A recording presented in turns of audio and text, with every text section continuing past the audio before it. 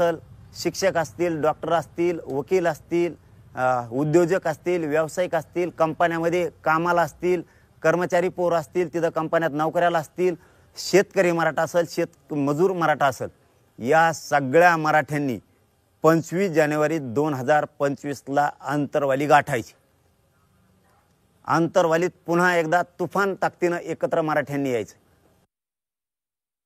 एकदा मात्र गावात मराठा ठेवू नका। 25 तारखेला घराघरातले मराठे घरी राहू नका।